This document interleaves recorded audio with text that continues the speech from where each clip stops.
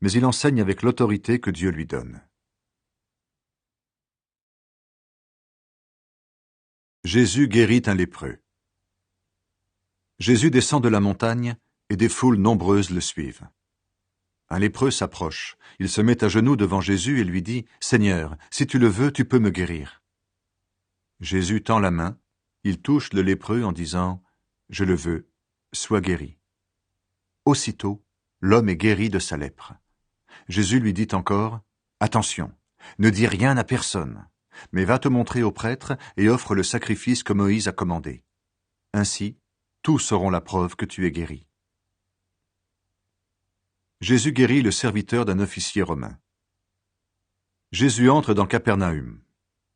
Un officier romain s'approche de lui et lui demande son aide en disant « Seigneur, mon serviteur est couché à la maison. Il est paralysé et il souffre terriblement. » Jésus lui dit « Je vais aller le guérir. » Mais l'officier lui répond « Seigneur, je ne suis pas digne que tu entres chez moi, mais dis seulement un mot et mon serviteur sera guéri. Moi, j'obéis à un chef et je commande à des soldats. Je dis à l'un d'eux « Va » et il va. Je dis à un autre « Viens » et il vient. Je dis à mon esclave « Fais ceci » et il le fait. Quand Jésus entend cela, il admire l'officier et il dit à ceux qui l'accompagnent « Je vous le dis, c'est la vérité. Dans le peuple d'Israël, je n'ai trouvé personne avec une foi aussi grande.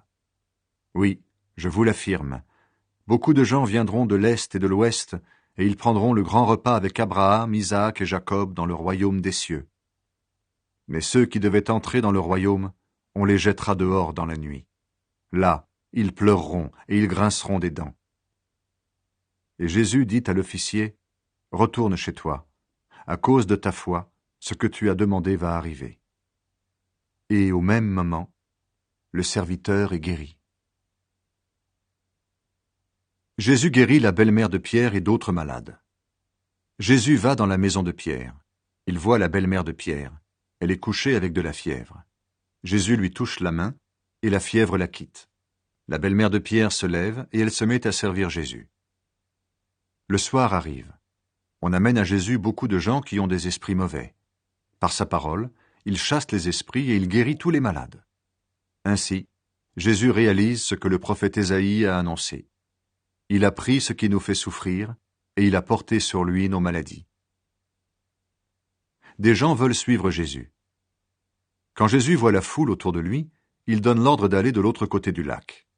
Alors un maître de la loi s'approche et lui dit « Maître, je te suivrai partout où tu iras. » Jésus lui répond « Les renards ont des trous pour s'abriter, et les oiseaux ont des nids, mais le Fils de l'homme n'a pas d'endroit pour se reposer. » Quelqu'un d'autre, un disciple, dit à Jésus « Seigneur, permets-moi d'aller d'abord enterrer mon père. » Jésus lui répond « Suis-moi, et laisse les morts enterrer leurs morts. » Jésus calme la tempête. Jésus monte dans la barque et ses disciples l'accompagnent. Tout à coup, une grande tempête se met à souffler sur le lac. Les vagues vont bientôt recouvrir la barque, et Jésus dort. Les disciples s'approchent de lui, ils le réveillent en disant « Seigneur, sauve-nous, nous allons mourir !» Jésus leur dit « Pourquoi est-ce que vous avez peur? Vous n'avez pas beaucoup de foi. » Alors il se lève, il menace le vent et l'eau, et tout devient très calme. Tous sont très étonnés et disent « Qui donc est cet homme? Même le vent et l'eau lui obéissent. » Jésus guérit 2 hommes qui ont des esprits mauvais. Jésus arrive de l'autre côté du lac, dans le pays des Gadaréniens. 2 hommes sortent du cimetière et ils viennent à sa rencontre.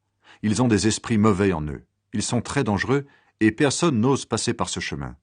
Ils se mettent à crier « Fils de Dieu, qu'est-ce que tu nous veux? Est-ce que tu es venu ici pour nous punir avant le moment fixé par Dieu ?»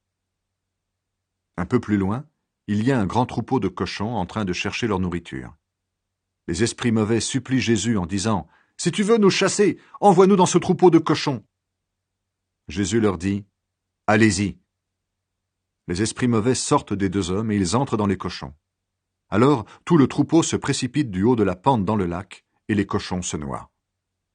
Les gardiens du troupeau partent en courant. Ils vont à la ville, ils racontent tout ce qui s'est passé et ce qui est arrivé aux 2 hommes. Tous les habitants de la ville sortent pour aller à la rencontre de Jésus. Quand il le voit, il le supplie en disant « Quitte notre pays !» Jésus guérit un paralysé. Jésus monte dans la barque, il traverse le lac et il va dans sa ville. Des gens lui amènent un paralysé couché sur une natte. Quand Jésus voit leur foi, il dit au paralysé « Reprends courage, tes péchés sont pardonnés. » Quelques maîtres de la loi se mettent à penser « Cet homme insulte Dieu. » Jésus sait ce qu'ils pensent et il leur dit « Pourquoi avez-vous ces pensées mauvaises? Qu'est-ce qui est plus facile, dire « Tes péchés sont pardonnés » ou dire « Lève-toi et marche » ? Eh bien, vous devez le savoir, le Fils de l'homme a le pouvoir de pardonner les péchés sur la terre. Alors Jésus dit au paralysé « Lève-toi, prends ta natte et rentre chez toi. » L'homme se lève et il rentre chez lui. Quand les foules voient cela, elles ont peur. Elles disent « Gloire à Dieu, il a donné un très grand pouvoir aux hommes. » Jésus appelle Matthieu à le suivre. Jésus s'en va. En passant, il voit un homme appelé Matthieu assis au bureau des impôts. Jésus lui dit « Suis-moi ». Matthieu se lève et il suit Jésus. Ensuite, Jésus prend un repas dans la maison de Matthieu. Beaucoup d'employés des impôts et de pêcheurs viennent manger avec Jésus et ses disciples. En voyant cela, les pharisiens disent aux disciples de Jésus « Votre maître mange avec les employés des impôts et avec les pêcheurs. Pourquoi donc ?» Jésus les a entendus et il dit « Les gens en bonne santé n'ont pas besoin de médecins. Ce sont les malades qui en ont besoin.